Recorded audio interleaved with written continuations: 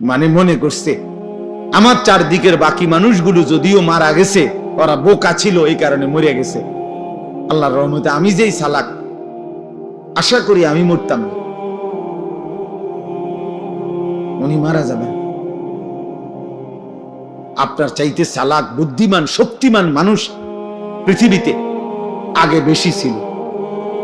হযরত আদম আলাইহিস সালাম 60 হাত লম্বা ছিলেন। কয় হাত? 60 হাত। আল্লাহর নবী সাল্লাল্লাহু আলাইহি সাল্লাম বলেছেন আদমের সন্তান, সেই আদম আলাইহিস সালামের জামানা থেকে এই লম্বা সন্তান কমতে কমতে কমতে কমতে অনাই আমরা সাইজ। এখন আমরা যে সাইজ, এই সাইজ হয়েছে। এখন 6 ফিট মানুষ দেখলে আমরা সবাই গ্রাম চুক্তি, 6 ফিট মানুষ দেখলো এটা আইব কি রকম। 7 ফিট মানুষ দেখলে আমরা সবাই তামসা দেখতে আসবে। 7 ফিট আরে কস কি চাই লোকটাকে। তাইলে সবকিছুই শক্তি, সামর্থ্য, যোগ্যতা সবই দিন দিন কমে আসতেছে, বাড়তেছে না, কমতেছে কমতেছে। তাইলে আমাদের চাইতে শক্তিধর আওয়ালাম ইয়ালাম আন্নাল্লাহা কাদ আহলাকা মিন ক্বাবলিহি মিনাল কুরুনি মান হুয়া আশাদ্দু মিনহু কুওয়াতান ওয়া আকসারু জামআ। আল্লাহ তাআলা বলেন, হায় বান্দা, আমার প্রতিটা বান্দা তাদের ভাবা উচিত আমি আল্লাহ ইতিপূর্বে তোমাদের প্রত্যেকের পূর্বে তোমাদের চাইতে শক্তিতে বেশি, সম্পদে বেশি এমন অসংখ্য জাতি, ব্যক্তি, গোষ্ঠী, সম্প্রদায় আমি ধ্বংস করে দিয়েছি। আমি 40 হাত লম্বা মানুষ, 8 জাতি ধ্বংস করে দিয়েছি। 300 বছর, 350 বছর, 400 বছর হায়াত পাইতো যারা, এমন দীর্ঘ হায়াতওয়ালা মানুষকে আমি ধ্বংস করে দিয়েছি। উঁচা পাহাড়ের উপরে যারা আস্তা পাথর হাত দিয়ে আইনা, আলগি দিয়া আইনা যারা বাড়ি বানাইতো, ওয়া সামুদাল্লাযীনা জাবুস সাখরা বিল ওয়াদ। আল্লাহ তাআলা বলে এত শক্তিশালী জাতি সামুদ জাতি, আমি তাদেরকে ধ্বংস করে দিয়েছি, ধ্বংস করে দিয়েছি। আদ জাতি কোরআনে আছে, হাদিসে আছে, কোরআনেও আছে, আইয়ুনা আশাদ্দু মিন্না কুওয়া। যারা প্রতিনিয়ত বলতো, এ নবী আমাদেরকে আযাবের ভয় দেখাইও না, আমাদের চাইতে শক্তিতে বেশি এই গোটা সৃষ্টিতে আর কেউ নেই। কে দিবে আযাব? কার ক্ষমতা আছে আমাদের উপরে আযাব দিবে? আমাদের চাইতে ক্ষমতাধর আছেটা কে বেটা? আল্লাহ তাআলা যেন বলছেন আরশ আজিম থেকে, নাফরমান আমি আছি, আমি আল্লাহ, আমি আছি, আমি দিচ্ছি, শোন আযাব দেখ। তো আল্লাহ কোরআন কারীমের মধ্যে বলছে 7 লায়ালিন ওয়া 8 আইয়াম, 7 রাত 8 দিন এক টানা এই নাফরমান জাতির উপরে আমি তুফান লাগাইছি, ঝড় তুফান চলছে 8 দিন 7 রাত এক টানা। আল্লাহ তাআলা বলে 7 দিন 7 রাত 8 দিনের তুফান শেষ হওয়ার পরে একটা বাচ্চা, বুড়া জওয়ান একজনও বাঁচে নাই, বরং পুরা জাতি লম্বা লম্বা খেজুরের গাছ ভাঙ্গা ভাঙ্গা ঝড় তুফানে যেমন ভাঙ্গা পড়ে, এই লম্বা লম্বা 40 হাত লম্বা মানুষগুলো এইভাবে সবগুলো কাটা খেজুর গাছের মতো মাটিতে পড়ে ধ্বংস হয়ে গেছে। কাআন্নাহুম আজাজু নাখলিন খাবিয়া। এজন্য সবাইকে বলি, বাবাদেরকে বলি, ছেলেদেরকে বলি, পর্দার আড়ালের মা বোনকে বলি, গাদ্দারি করো না বাপ। ফাজলামি করতেছো যারা, আল্লাহর সাথে করতেছো মনে রাখো। যারা নামাজ পড়ো না, বেটা বেয়াদব, তুই আল্লাহর সাথে বেয়াদবি করছিস। তোর মতো গাদ্দার, তোর চাইতে ক্ষমতাধরকে একটা লাথি দিলে ফেরেশতা এই পৃথিবীর আর শেষ প্রান্ত তোরে খুঁজে পাওয়া যাবে না বেটা। একটা লাথি দিলে ফেরেশতা যদি শুধু ফাসাদ একটা লাথি দেয় আল্লাহর হুকুমে, আর কোনোদিন তোকে খুঁজে পাবে না। এক একজনের মাতবুরি আর এক একজনের অহংকার দেখলে, বেয়াদবি দেখলে মনে যেন আল্লাহকে কিছুই মনে করেন। বেটা কি আজান, বেটা কি নামাজ, যা বেটা যা বেটা, এই সমস্ত হুজুরদের কথা বেটা বাদ দে, খালি বেটা। ঠিক আছে বেটা, হুজুরদেরকে বাদ দিয়া, আলেমদের কথা বাদ দিয়ে, আল্লাহর কোরআন রাসূলের সুন্নাহ বাদ দিয়ে কি ভোগ করছো? আহামরি কি দুনিয়া ভোগ? 8 ঘন্টা লাগাইয়া সে আড্ডা দিছে জিঙ্গালে। আমি পৌঁছেলে কি করছো? 1 প্লেট চটপুটি খাইছে। বলদ, 1 প্লেট চটপুটি খাইতে বুঝি 8 ঘন্টা মানুষ সময় নষ্ট করে? কামলা, বুঝলেন নাই কথা? এই দূরে অনেক মুরব্বী মানুষরা 4 ঘন্টা চা দোয়ানে গপ মারছে, চাচা কিটছেন এতক্ষণে, 1 কাপ চা 2 বিস্কুট খাইছে। 4 ঘন্টা লাগাইয়া চাচা মিয়া এই বিস্কুট 2 খাইছেন। আমরা যদি 4 ঘন্টা যদি একটা আতি খাইয়া লাইতাম তো মনটারে বুঝাইতাম যে বেটা আতির গোস্ত খাইয়া লাইছে, একটা আস্তা মহিষ খাইয়া লাইছে, তত মনটারে বুঝাইতাম যাক মাশাআল্লাহ দুনিয়া ভোগ করছে। কি হোক তাইলে তো একটা মনটারে বন দিয়ান খাইছে।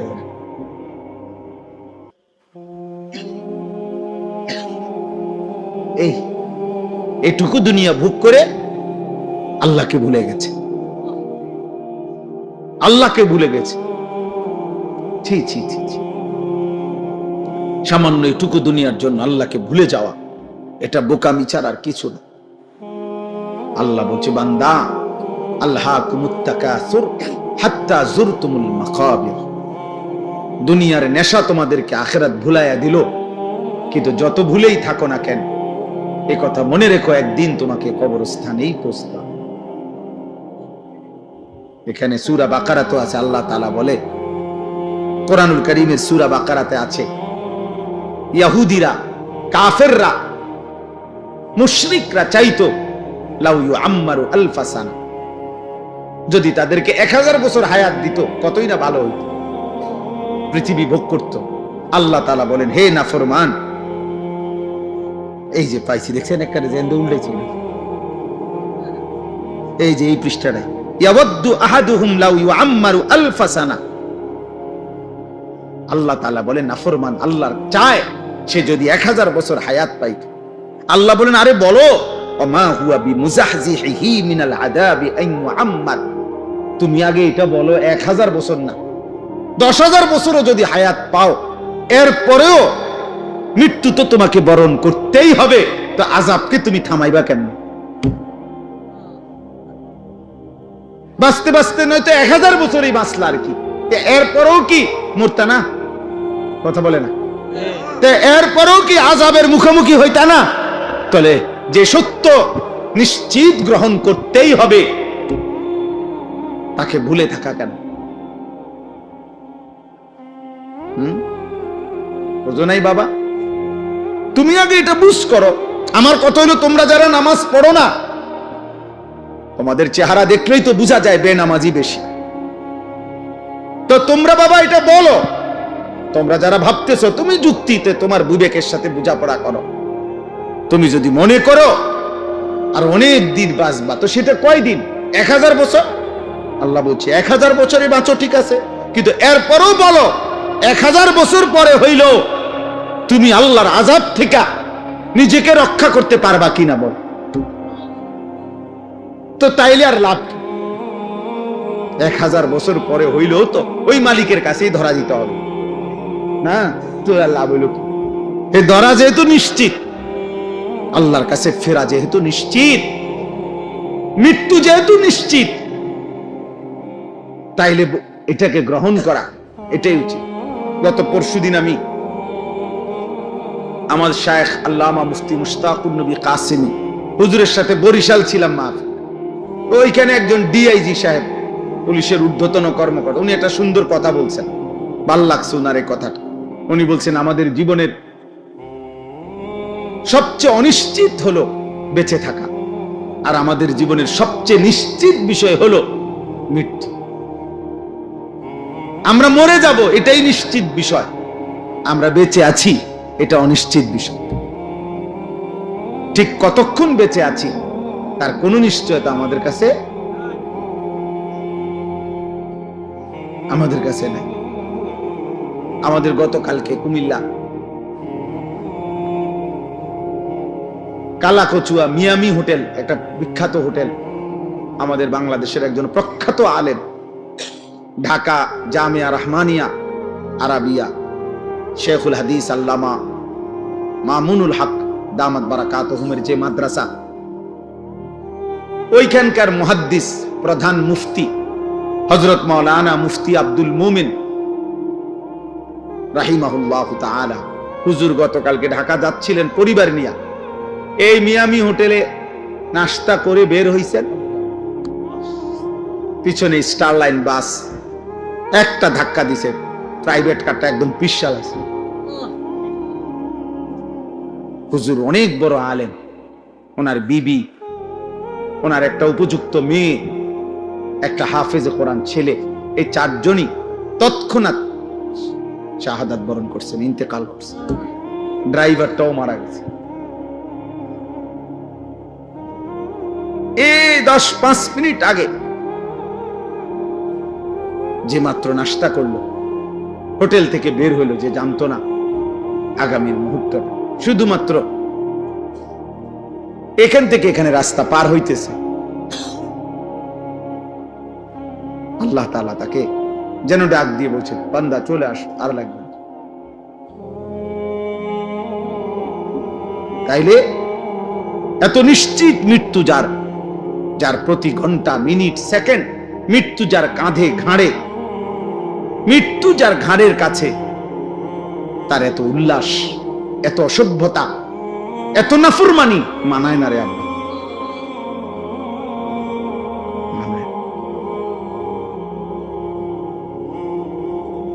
এত নোংরামি মানায় না। যদি কোন পক্ষে 100 বছরের নিশ্চয়তাও থাকতো, তাইলেও একটা কথা ছিল যে ঠিক আছে, আমি গুনে গুনে 60-70 বছর পরে আমি যেহেতু 100 বছর বাঁচবো, 60-70 বছর পরে ভালো হয়ে যাব, তার তো কোনো নিশ্চয়তা আমাদের কাছে আছে কি? এদিন আমি নাজিরা বাজারে এই গত 3 দিন আগে রাত্রে 2টা-2:30টার দিকে ইউটার্ন নিচ্ছি, আমার গাড়ি ঠিক ইউটার্নের মুখে মোটরসাইকেল, মনে আমি ইউটার্ন নেওয়ার 10-15 মিনিট আগে খুব সম্ভব হবে বাড়ি দিছে মোটরসাইকেল রে। এই মোটরসাইকেল হেলমেট পরা লোকটা লাশ পড়ে আছে, আর তাকাইয়ে রইলাম, খোঁচা খোঁচা দাড়ি আছিল চেহারাটা, মাঝ বয়সী লোক হবে। হায়,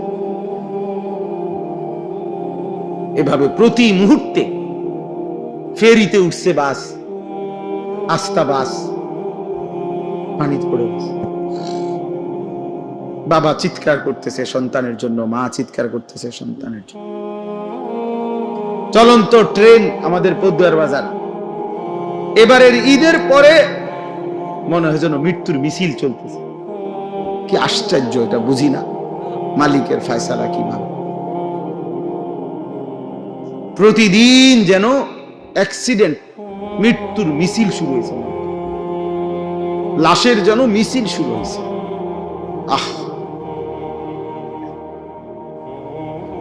এই জীবনের এই বাস্তবতার ভিতরেই আমরা বেঁচে আছি। আল্লাহ তাআলা আমাদের 30 দিনের রমজান পূর্ণ দিয়েছেন, হায়াত দিয়েছেন, সবে কদরের নিয়ামত দিয়েছেন, 5টা জুমা দিয়েছেন এক রমজান, রহমত, মাগফিরাত, নাজাত সব দিয়েছেন, আমাদেরকে নসিব করেছেন। আল্লাহ যেন বলছে, বান্দা আমি পুরা রমজান কতজনকে কবরে নিয়ে গেছি রে, তোরে নেই যা, দয়া করি। পুরা রমজান মানুষ মরে নাই, মানুষের মৃত্যু হয়েছে কিনা বলে? রোজাদার মানুষ মরে নাই, ভালো মানুষ মরে নাই, নেককার লোক মরে নাই। তো আল্লাহ তাআলা এর মাঝে আমাকে আপনাকে হায়াত দিলেন, বিনিময়ে 1টি মাস রহমত, মাগফিরাত, নাজাত, রোজা, তারাবি, ইফতার, সাহারি, ইতিকাফ, শবে কদর, একটা একটা আমলের সর্বনিম্ন নেকি 70, জাহান্নামের দরজা বন্ধ, জান্নাতের দরজা খোলা, রহমতের দরজা খোলা, শয়তান শেকলে বন্দী। এত কিছু দিয়ে যেই মাসকে সাজাইয়া পুরাটা মাস আমারে দিলেন আল্লাহ, 1 মাস পরে এত বড় নিয়ামত পেয়ে তার জীবনে কি কোনো পরিবর্তন হওয়া উচিত না?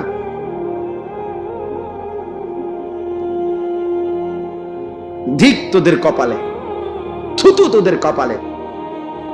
এত বড় রমজান হায়াত পাইয়া এরপরও যাদের কপালে সেজদা দিলাম, থুতু তোদের কপালে, থুতু মারি।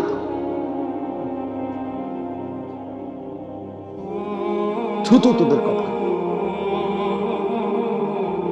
বদনসিব তোরা, দুর্ভাগা তোরা, অসভ্য বেয়াদব তোরা, এই জমিন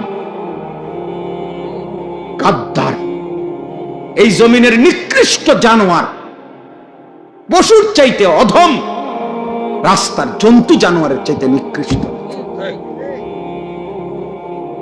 ওই বেনামাজি ছেলেগুলো। তোরা এই জমিনের সবচেয়ে বড় বেয়াদব, এই জমিনের সবচেয়ে অসভ্য গাদ্দার। যারা এমন মালিকের এত বড় ইহসান দয়াকে এভাবে প্রত্যাখ্যান করে। কোরআনুল কারীমের মধ্যে আছে সাআলা সাইলুম বিআযাবিন ওয়াকি'। মক্কার কাফের বেঈমান নবীজি যখন বলতো আল্লাহ তোমাদেরকে আল্লাহর ইবাদত না করলে, ঈমান না আনলে আযাব দিবে, তো মক্কার এক কাফের ছিল নজর ইবনে হারিস, কাফের সর্দার। এই বেঈমান নবীজির সামনেই বলতো, এ আল্লাহ, মুহাম্মদ যে কয় আমরা তোমারে না মানলে কি আযাব দিবা বলে, চাই কি আযাব চাই দাও। খোদার কসম তাফসীর আছে। এই বেঈমান এটা বলতো, নবীজিকে বিদ্রুপ করতো। এই এখন দেখ কি আযাব চাই, আপনার কাছে কি তা আযাব আছে, এইভাবে বলতো। আল্লাহ তাআলা বলে, বন্ধু এই বেঈমান আপনার সামনে আমি আল্লাহর আযাব চাচ্ছে, আপনি তারে বলেন লিল কাফিরিনা লাইসা লাহু দাফি', নিশ্চিত আযাব আসবেই আসবে। সেই আযাব যখন আসবে, শুরু হবে, তো গোটা কায়নাত মিলেও আর এটা প্রতিহত করতে পারবে আর কেউ পারবে। মাতবুরি তো মাতবুরি আমরা সবাই দেখাই, এক একজনের মাতবুরি দেখলে, হ্যাঁ, এক এক ছেলে তোমাদের অহংকার আর মাতবুরি দেখলে মনে যেন তোমরা 7 মহাদেশের বাদশাহ। কিন্তু সামান্য যদি 1 ঘন্টায় 6 বার পাতলা পায়খানা হয়, এরপরে দেখা যায় আর অহংকার ছুটে যায়। তাহলে বড়াই করো কেন আব্বা? যার পেট থেকে বেশি পায়খানা বেশি বাইরিলে যে অসহায় হয়ে যায়, দুর্বল হয়ে যায়, সামান্য পায়খানার সামনে যে নিজের শক্তি ধরে রাখতে পারে না, এমন দুর্বল মানুষ, তার জন্য অহংকার করা সাজে? বলে আল্লাহ আমাদেরকে বুঝ দান করে, আল্লাহ তাআলা আমাদেরকে বিবেক দান করে। অতএব রমজান পরবর্তী আমি মনে করাই দিলাম প্রত্যেকের কাছে, আল্লাহ তাআলা কোরআনুল কারীমে বলছেন, তাবারাকাল্লাযী বিয়াদিহিল মুলক ওয়া হুয়া আলা কুল্লি শাইইন কাদির। আল্লাহ তাআলা বলেন, সুউচ্চ সুমহান, তাআলা ওয়া তাআযামা, সুউচ্চ সুমহান সত্তা সেই আল্লাহ, গোটা কায়নাতের সমস্ত রাজত্ব মালিকানা একমাত্র যার হাতে। কার হাতে? আল্লাহ তাআলা বলেন ওয়া হুয়া আলা কুল্লি শাইইন কাদির। সূরা মুলক, এটা কোরআনুল কারীমের অত্যন্ত ফজিলতপূর্ণ সূরা। 30টা আয়াত এই সূরার। নবীজি সাল্লাল্লাহু আলাইহি সাল্লাম বলেন, এই সূরাটি যে ব্যক্তি নিয়মিত তেলাওয়াত করবে, কিয়ামতের দিন ফেরেশতাদের সাথে ওই ব্যক্তির পক্ষ নিয়ে এই সূরা খাসামাত আন সাহিবিহা, ফেরেশতাদের সাথে তর্ক করবে। ফেরেশতা করে বলবে, আমি সূরা মুলক, এই সূরাকে আমার আল্লাহর এই বান্দা পড়ছে নিয়মিত প্রতিদিন, ওরে জান্নাতে না ঢুকাইয়া আমি যাব না। ফেরেশতা তর্ক করবে যে ওর আমল খারাপ, ওই বলবে না ওই সূরা মুলক পড়তো নিয়মিত, ওরে তুমি জাহান্নামে নিতে পারতা না। হাদিসে আল্লাহর নবী বলেন হাত্তা আদখালাতুল জান্নাহ, এমন কি এই সূরা ওই ব্যক্তিকে জান্নাতে ঢুকাইয়াই ছাড়বে। এমন সূরা মুলক। নবী সাল্লাল্লাহু আলাইহি সাল্লাম বলেন ইন্না ফিল কুরআনি 30 আয়া শাফাআত লিসাহিবিহা হাত্তা গুফিরা লাহু। কোরআনুল কারীমে 30 আয়াত বিশিষ্ট একটি সূরা আছে, সূরা মুলক, যে সূরাটি কিয়ামতের দিন ওই সূরা তেলাওয়াতকারীর জন্য আল্লাহর কাছে এই পরিমাণ সুপারিশ করবে, অনবরত সুপারিশ করতেই থাকবে, ফলে আল্লাহ তাআলা ওই বান্দাকে মাফি করে দিবেন। তাবারাকাল্লাযী বিয়াদিহিল মুলক ওয়া হুয়া আলা কুল্লি শাইইন কাদির। আল্লাহ তাআলা বলেন এই গোটা সৃষ্টি, 7 আসমান ও জমিন, গোটা কায়নাত, গোটা মাখলুকাত, 7 তবক জমিনের নিচ আর 7 আসমানের ঊর্ধ্বে, সবটার উপরে, সবটার রাজত্ব মালিকানা কার? আর সবটার উপরে আল্লাহ একই মুহূর্তে পূর্ণ ক্ষমতাবান, পূর্ণ ক্ষমতা। আলা কুল্লি শাইইন কাদির। আল্লাহ তাআলা একটি চালাইতে গিয়ে আরেকটি পরিচালনা করতে অসুবিধা হয় না। 7 আসমানের ঊর্ধ্বে তিনি যখন দেখে, ঠিক ওই সেকেন্ডে 7 তবক জমিনের নিচেও তিনি দেখে। হিমালয় পর্বতের চূড়ায় তিনি যখন রিজিক দেয়, 7 তবক জমিনের নিচেও তখন তিনি রিজিক দেন। সাগর আর পাহাড় সব আল্লাহর কাছে বরাবর, সব আল্লাহর কাছে কি? 7 আসমানের ঊর্ধ্ব আর 7 তবক জমিনের তলদেশ আল্লাহর কাছে কি? বরাবর, বরাবর সমান। একই সাথে একই মুহূর্তে আল্লাহ সর্বশক্তিমান, সর্বশক্তিমান। কোনো কিছুই আল্লাহকে দুর্বল করতে পারে না, কোনো কিছু আল্লাহকে বাড়াইতেও পারে না। নবীজি বলছে তোমরা সবাই সেজদা দিয়া, যদি সবাই একেবারে সকলেই যদি ওয়ালা হও, তবু আল্লাহর শান মর্যাদা বাড়বে না। আর তোমরা সবাইও যদি আল্লাহর নাফরমানি করো, তারপরও আল্লাহর মর্যাদার মধ্যে এক বিন্দু কমবে না। লা ইয়াজিদুহু শাইউন ওয়া লা ইয়ানকুসুহু শাইউন। কারো সেজদা আল্লাহকে বাড়ায় না, কারো নাফরমানি আল্লাহকে কমায় না। আল্লাহ আল্লাহই, তিনি আছেন তো আছেনই, থাকবেন তো থাকবেন। একই গুণ নিয়ে, একই সত্তা নিয়ে, একই বৈশিষ্ট্য নিয়ে আল্লাহ তাআলা চিরমহিয়ান, চিরগরিয়ান, আল হাইয়ুল কাইয়্যুম। আল্লাহকে চিনো আব্বা, বয়স্ক বাপ আল্লাহকে চিনেন, পর্দার আড়ালের মা তুমি আল্লাহকে চেনো। এই শরীর, এই যৌবন, এই সুস্থতা, এই বেঁচে থাকা আল্লাহর দান, আল্লাহর দান। রাস্তার অসভ্য মানুষকে দেখায় না, বেহায়া নওজোয়ানকে দেখায় না, চরিত্রহীন লম্পটকে দেখায়। আফসোসের ব্যাপার, 30 দিনের পূর্ণ রমজানের পর, আহা, মাত্র 24 ঘন্টা গেল না, পরের দিনে ঈদ।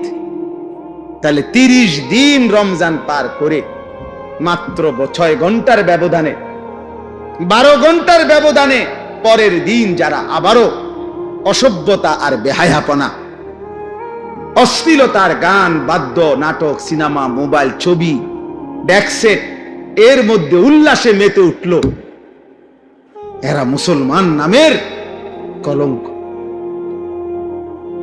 ছি ছি ছি ছি। একটা মাসের রমজান যাদের উপরে এক বিন্দু কোনো এত বড় হাই অ্যান্টিবায়োটিক ঔষধ 1 মাস টানা খাইলো যে, কিন্তু ন্যূনতম কোনো কি করলো না, আসর করলো। আস্তাগফিরুল্লাহ, আস্তাগফিরুল্লাহ, আস্তাগফিরুল্লাহ। আল্লাহ আমাদেরকে মাফ করে দেন। প্রিয় যুবক, প্রিয় কিশোর, আমি প্রত্যেক দিন বলি আব্বা, তুমি পয়চা গেলে, নষ্ট হইয়া গেলে, নারী, ছবি, অশ্লীলতা, বেহায়াপনা, মদ, জুয়া, নেশা, জিনা, ব্যভিচার, উলঙ্গতা, নোংরামি, এটা নিয়ে তুমি যদি পৌঁছতে পৌঁছতে গন্ধ ছোটে, এই পৃথিবীর বর্তমান পৃথিবীর বাস্তবতা হইল কেউ তোমার খবর নিবে না। মানুষ এত ব্যস্ত, এখন এত ব্যস্ত, এমনও বহু বহু বাপ আছে 6 মাসে 9 মাসে, 1 মাসে 3 মাসে 2 মাসে, উনি রাতের 2টা বাজে আসে কামের থেকে, উনি সন্তান ঘুমে থাকতে থাকতে আবার কামে জায়গা, উনি হয়তো 2-4 মাসে 6 মাসেও কইতে পারতো না ওনার ছেলে কি আছে কেমন আছে। উনি ওই সন্তানের জন্য উনি উপার্জন করে, আর ওই সন্তান অমানুষ হইতেছে, সারা রাত উলঙ্গ ছবি দেখে, এবার তাল লাগিয়া পয়সা কামাই করে, ওটার সময় নাই হেইতের খবর নিতে। বুঝেন না? আফসোসের বিষয় নাই। আপনি সংসারের জন্য এত কষ্ট করতেছেন, তা আপনার 365 দিনে আপনার সন্তান, ছেলে মেয়ে, স্ত্রী কেউ ফজরের নামাজ পড়ে না, তো আপনি কি সংসারে লেগে কি করতেন আছেন? এই হাইওয়ানদের জন্য আপনি কি রোজগার করেন? এই যে এডি আপনি কামাই করেন বাত্তর গাড়িতে, আপনি মরে গেলেও তারা কামাই করতে পারত। এই বাজার সদাই তো এডি হেতু করতে পারবে। এতিম বাচ্চা মানুষ হয় না, বড় হয় না, কথা বলে না কেন? এতিম বাচ্চা পরে বিল্ডিং করতে পারে না, এতিম বাচ্চা বিয়ে করতে পারে না, তো আর আপনি থাকে কি লাভ হইল? এটি তো হেঁটে এমনি করতে পারত। হুজুর আমি থাইকে আমার ভূতের লেগে একখান ঘর করে দিছি, আপনি মরে আছেন, আপনি ভূতে ঘর করতে পারেন। আমি হুজুর নিজে থাইকা ফলারে নিজে বিয়ে করাইছি, আপনি মূল্য হেতে বিয়ে করতে পারবে না? তো এইগুলা বুঝি আপনি থাইকা করণ লাগে। ভাত তরকারি আর বাজার সদাই এগুলো বুঝি আমনে থাইকা করতে হবে মিয়া। এগুলো স্বাভাবিক বিষয়। পিতা মাতা অভিভাবক, তার তো মূল জিম্মাদারি ছিল কু আনফুসাকুম ওয়া আহলিকুম নারা। আল্লাহ বলছে তুমি তোমাকে তোমার পরিবারের সদস্যদেরকে জাহান্নামের আগুন থেকে বাঁচাও, গুনাহ থেকে বাঁচাও, গুনাহ থেকে। ওয়া'মুর আহলাকা বিস-সালাতি ওয়াসতাবির আলাইহা। আল্লাহ বলছে তুমি নিজে এবং পরিবারের সদস্যদেরকে নামাজের আদেশ করো, তুমি নিজেও নামাজের উপরে মজবুত থাকো। তাহলে পরিবারের ব্যাপারে, স্ত্রী সন্তানের ব্যাপারে আমাদের দায়িত্বটা কি, এটা তো আল্লাহ স্পষ্ট বলে দিয়েছেন। বলেন না, আল্লাযী খালাকাল মাউতা ওয়াল হায়াতা লিয়াবলুয়াকুম আইয়ুকুম আহসানু আমালা। আল্লাহ তাআলা বলেন আল্লাহই মৃত্যু দিয়ে থাকেন, আল্লাহই জীবন দিয়ে থাকেন। এই জীবন মৃত্যুর আয়োজন, একদিকে প্রতিদিন মানুষের মৃত্যু হচ্ছে, আরেকদিন প্রতিদিন আরেকদিকে মায়ের উদর, মায়ের গর্ভ থেকে আল্লাহ তাআলা নবজাতক সন্তান জন্ম দিচ্ছে। আল্লাহ বলেন একদিকে জন্ম একদিকে মৃত্যু, এই দুইটাই আমি সৃষ্টি করছি। আর এই যে হায়াত, এই যে বেঁচে থাকা, এই যে এক একজনকে জীবন দিচ্ছি আমি আল্লাহ, 40 হোক 60 হোক 30 হোক 50 বছর হোক, কেন দিচ্ছি? কেন? আল্লাহ তাআলা বলেন প্রত্যেককে পরীক্ষা করার জন্য, আখিরাতের বিবেচনায়, পরকালের বিবেচনায় কার আমল কতটা সুন্দর, বিল্ডিং কত সুন্দর, আখিরাতের বিবেচনা। আহসানু আমালা মানে আখিরাতের বিবেচনা। আওরাউ আন মাহারিমিল্লাহ ওয়া আসরাউ ফি তাআতিল্লাহ।